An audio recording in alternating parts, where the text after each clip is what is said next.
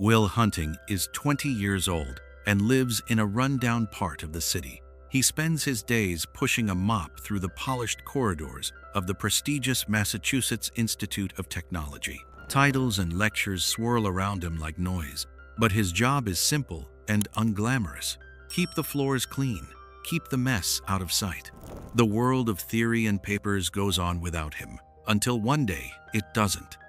One evening, while washing a board in a quiet hallway, he notices a problem scrawled across the surface. It's not a classroom exercise. It's a challenge left by an established figure in the math community, Professor Gerald Lambeau.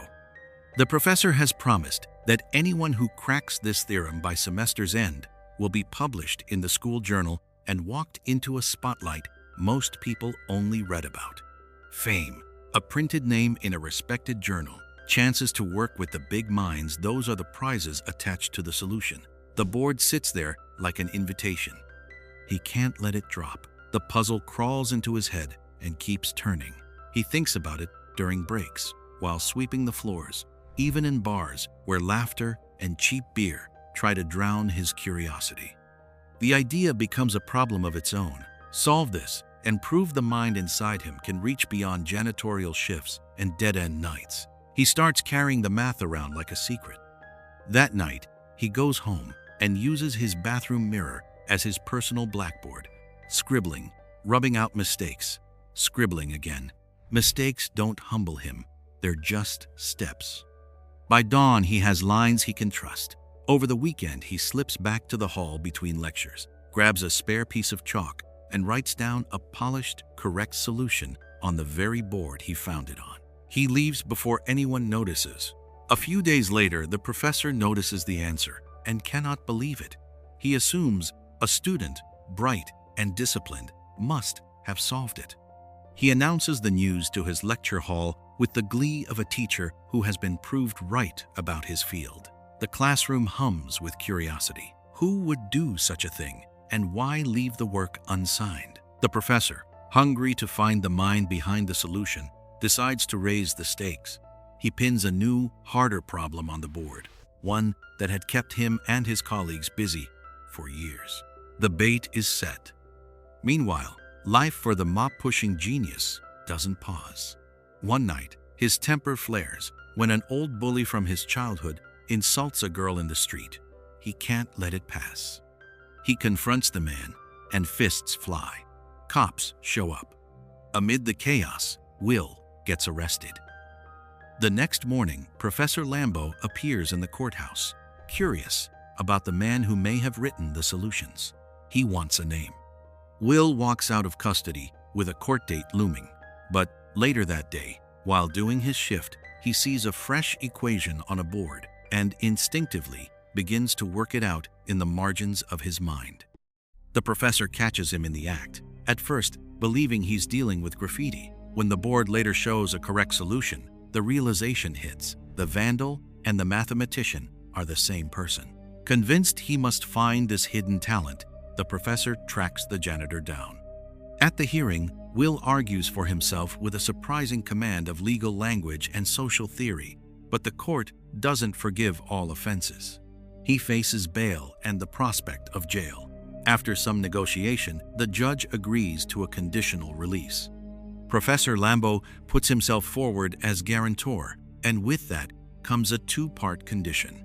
Will must meet weekly with the professor for math study, and he must see a therapist once a week to address his pattern of violence and risk. The professor will report on both the academic and the behavioral sessions. Will insists he doesn't need help. He resists being told what to do, yet freedom looks preferable to locked cells, so he accepts the arrangement. He starts attending classes and turns out to be brilliant wherever a theorem appears. But therapy proves to be an entirely different challenge. The professor lines up therapists, one who melts under mockery, another who tries to hypnotize him and fails, shaken by Will's sarcasm and refusal to be made small.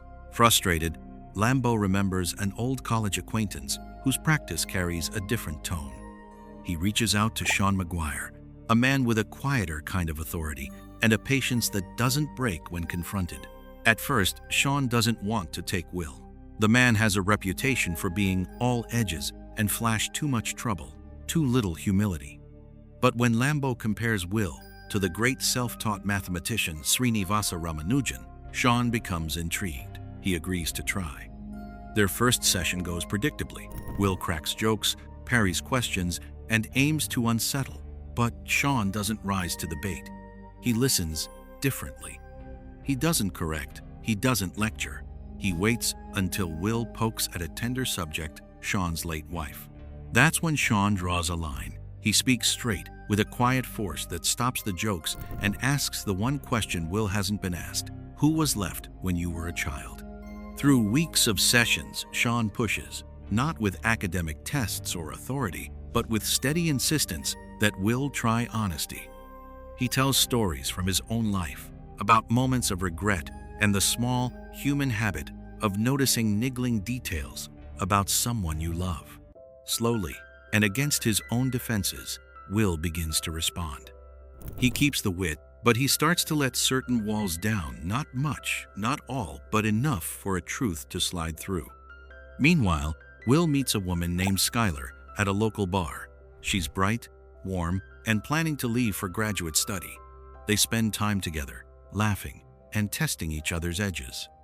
She tells him she has money from an inheritance and plans to apply to Stanford. She's earnest and expects honesty in return. He lies by omission about his background, inventing wild stories about having a big family instead of admitting the truth. He's an orphan who has been let down by the system. Skylar asks him to meet her parents, or at least introduce him to her world. Will stalls. He likes the idea of her, but fears she will see him as small once she knows the real him. Later, in a moment of vulnerability, Sean tells him that love doesn't thrive on perfection. He explains that relationships are grown by being seen with all the bad parts included. This idea sits with Will in a way facts never have. The professor, meanwhile, tries to push Will toward opportunity. He introduces him to people in industry, sets up interviews, and even arranges a meeting with recruiters from a national agency promising security and career stability. At a dinner where men offer paths to prestige and power, Will surprises them. He refuses the offer from the intelligence service. He says plainly he won't use his gifts for a life that requires betraying the people he grew up with. This shocks Lambo and the suited men who can't imagine someone turning down what looks like a golden ticket. Will's friends, led by his longtime pal Chucky, watch the changes and mix encouragement with pushback. Chucky, who grew up with him, isn't satisfied with lazy dreams. He tells Will bluntly that squandering his talent is a slap at the life they could have escaped together. Chucky wants more for his friend because he's tired of seeing him held back by fear and anger. Things reach a breaking point with Skylar. She asks Will to go with her to California for school. He panics. He can't imagine a life where he's not the troublemaker, the wisecracker who keeps people at a safe distance. He lashes out, accusing her of caring more about inheritance and status than honesty. Words hurt, she cries, and confessions spill out his past, his abuse, his fear of being known. She tries to tell him she wants the truth and that she loves him regardless.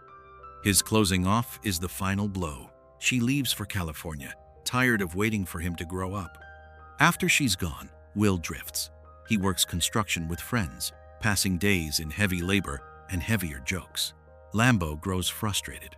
Reports arrive that Will skipped sessions with Sean. Lambo worries that Will fail on his watch and be returned to jail. Tension builds between the professor and the therapist. Lambo accuses Sean of not doing enough to make Will follow the academic path. Sean accuses Lambo of not caring about the man beneath the math. Their arguments reveal more about the men than about Will. Both have bruises from life, and both carry a pride that makes them protective and short-sighted. Slowly, the pattern changes. After a particularly raw session, Sean shares that his own life had similar losses, and that he's not trying to fix Will, but to help him see that his past doesn't have to be a script for his future. Will, for once, listens without irony. He lets the shame come out.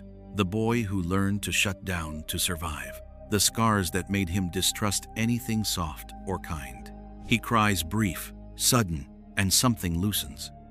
With time, he decides to give the professor's path a chance. He accepts a position at a company Lambo has lined up, but Will keeps his own rules. He won't sell out his friends or his principles.